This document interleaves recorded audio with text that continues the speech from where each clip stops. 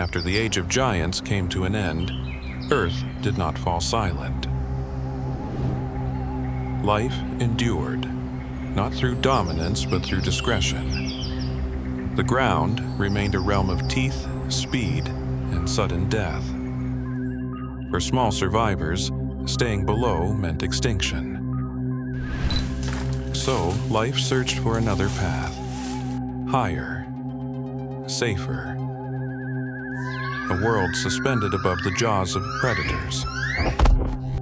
Here, space was no longer flat. Every movement unfolded in 3 dimensions. Among the leaves lived Proconsul, one of the earliest primates. They were not rulers of the forest.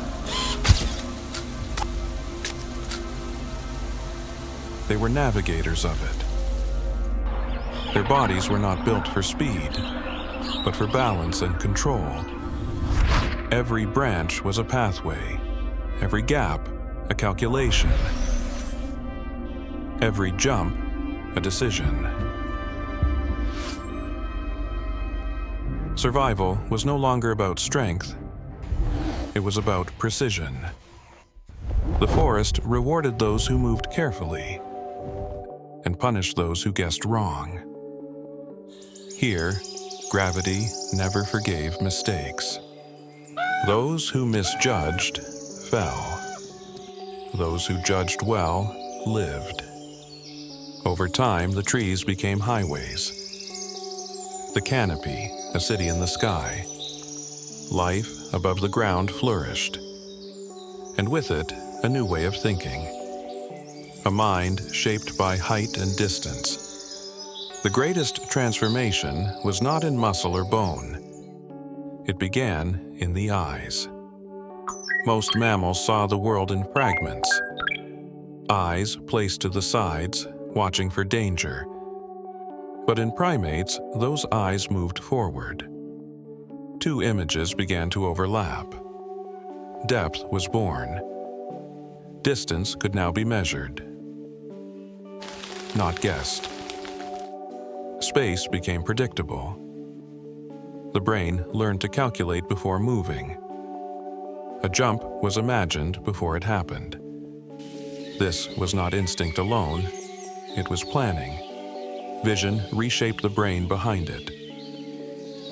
New neural pathways formed, processing motion, distance, and timing. The forest became a mental map. Safe routes were remembered, dangerous gaps avoided. Knowledge could be shared. One individual followed another's path. Learning replaced trial and error. Memory reduced risk. Foresight increased survival. Seeing clearly meant acting confidently. With depth came control. With control came calm. Intelligence had found its first sanctuary, high above the ground. Vision alone was not enough. The body had to respond. Hands began to change. Fingers grew more flexible. The thumb moved into opposition. Grip became precise.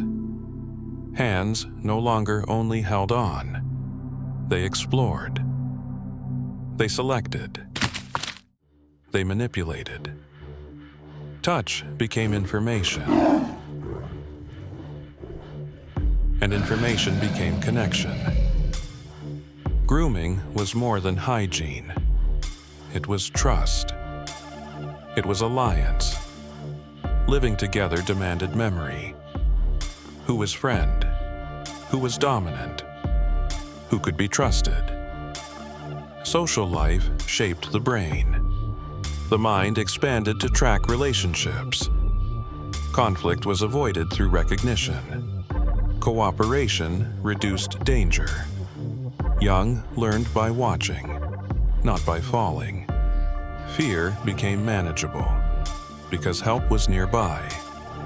Alarm calls spread faster than sight. Sound carried survival. The group reacted as one. Memory guided escape routes. Panic gave way to coordination. Survival reinforced bonds.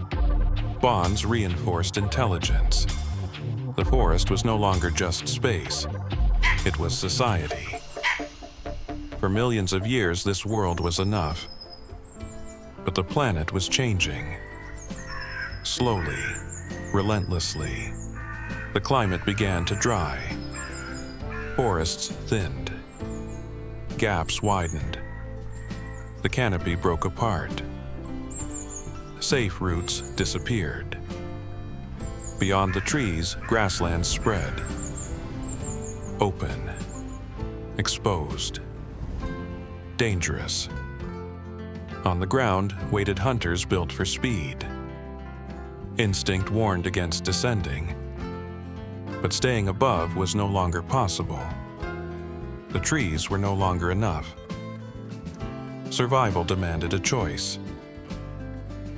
Remain and fade away, or descend and adapt again. Limbs shaped for branches met hard ground.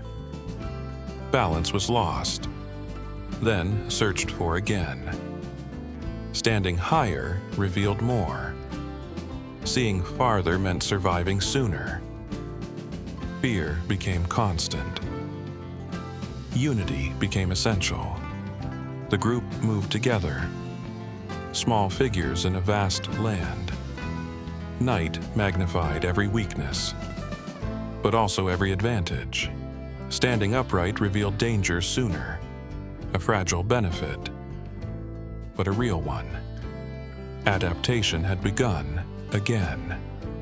Each step rewrote the body. Slowly, painfully, but irreversibly. Dawn revealed a new world. Endless grass, endless risk, endless possibility. Walking would take millions of years to master, but the journey had begun. The trees had shaped their minds. Now the ground would shape their bodies. This was the most dangerous chapter yet, and the most important, because on the ground, standing meant seeing. Seeing meant surviving, and surviving meant becoming human. Next episode, Bipedalism, when standing became destiny.